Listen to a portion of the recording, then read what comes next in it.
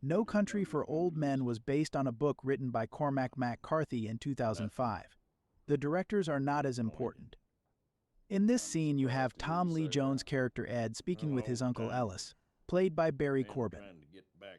Little context, the psychopath in the film named Anton Chigurh, played by Javier Bardem, has been murdering everyone left and right, unchecked. And to make matters worse, dude has a terrible haircut.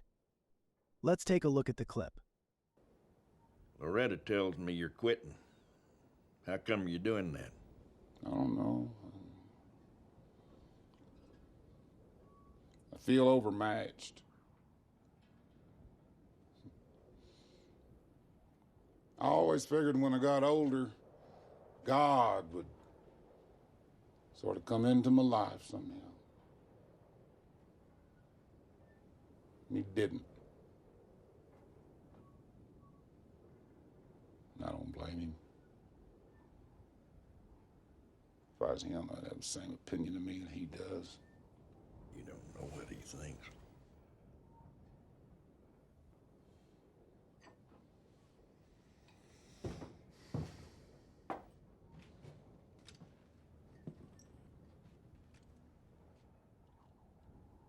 I sent Uncle Mac's thumbbuster and badge over to the Rangers, put it in their museum.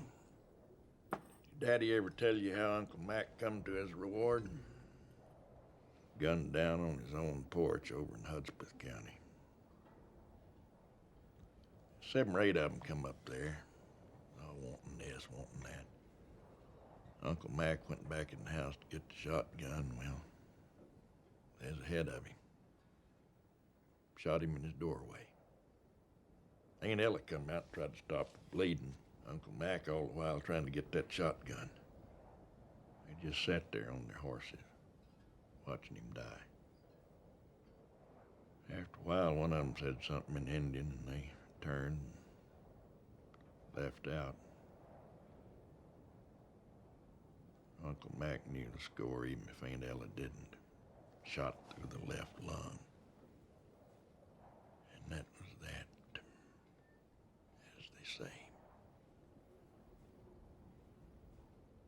When did he die?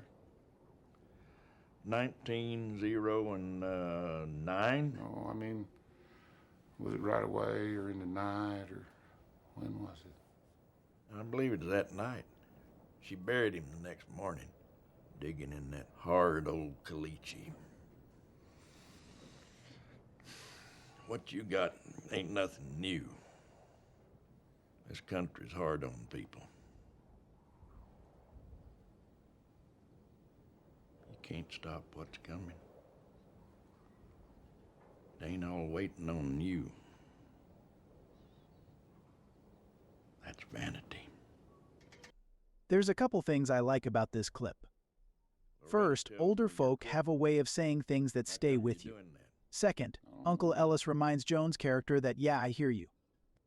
You're feeling helpless because this country is hard, this dirt is hard, but many people have come and gone before you who went through the same thing.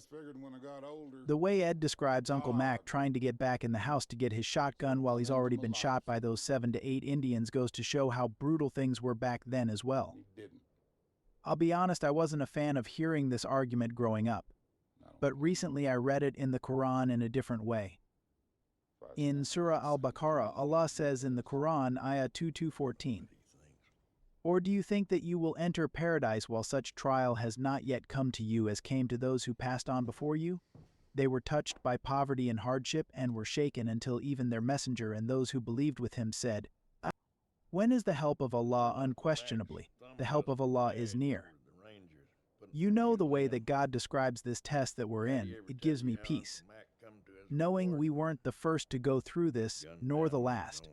The fact that many men far stronger than me across time and space were afflicted with hardships far greater than mine.